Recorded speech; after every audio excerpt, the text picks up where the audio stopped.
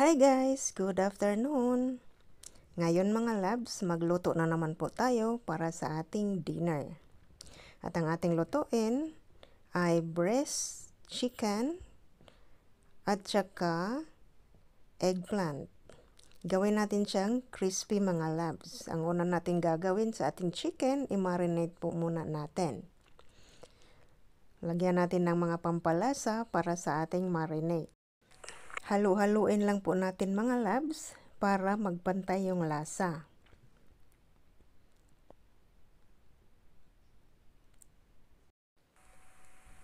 Tapos takpan po muna natin at i-leave natin ng ilang minuto. At ngayon ang ating eggplant, ating hatiin at ating balatan.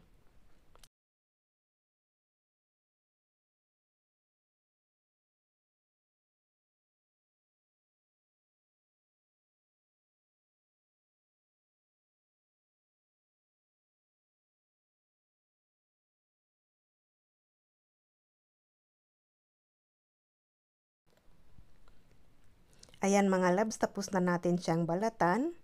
I-flatten natin siya ng konti sa tinidor at lagyan natin ng mga pampalasa.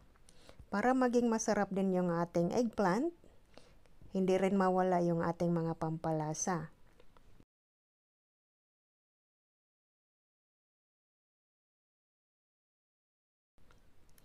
Yung mga powder lang mga labs, para gumanda at masarap yung ating niluluto. Ayan, ulit-ulitin lang po natin mga labs ang ating procedure hanggang matapos po natin silang lagyan.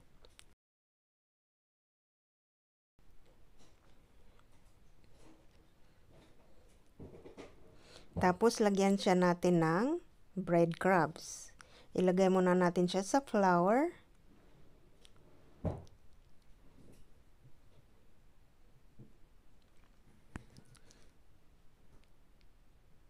Yan. Tapos ilagay natin sa egg para dumidikit yung breadcrumbs mga labs. Ayan, ilagay natin siya sa breadcrumbs para maging crispy yung ating talong.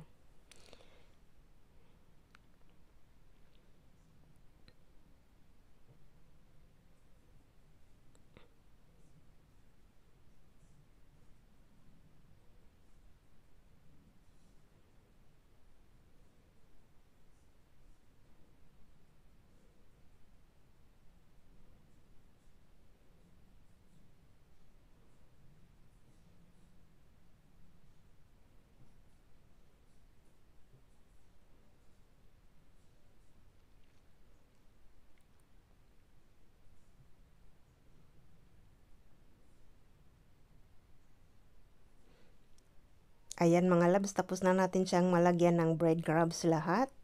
Ngayon, simulan na natin siyang prituhin. Medium heat lang po tayo mga labs para hindi siya madaling masunog. At prituhin natin siya hanggang mag-gold brown.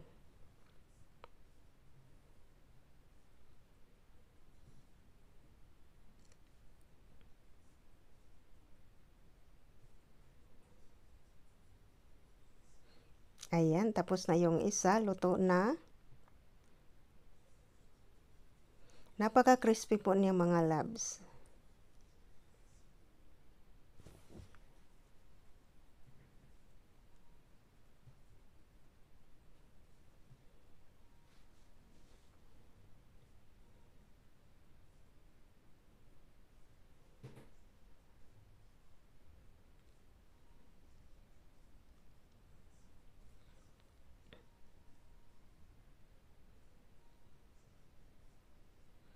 Ayan, tapos na natin siyang prituhin ng ating eggplant. Ngayon ang ating chicken breast fillet na naman ang ating lagyan ng breadcrumbs.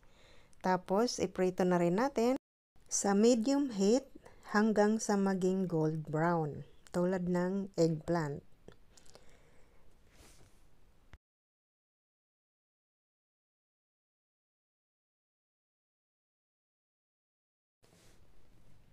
Ayan mga labs, ito na yung ating dinner for today. Crispy eggplant at saka crispy chicken breast fillet. Panigurado ako mga loves, mag-enjoy na naman ngayon ng aking mga kasama sa bahay pag makita nila ang masarap na dinner. Kaya mga loves, kung bago ka pa lang sa aking channel, please like and subscribe my channel, Tisa's Vlog. Kaya mga loves, hanggang dito na lang ang ating video. Ingat po tayong lahat and God bless. Thank you for watching. Bye-bye.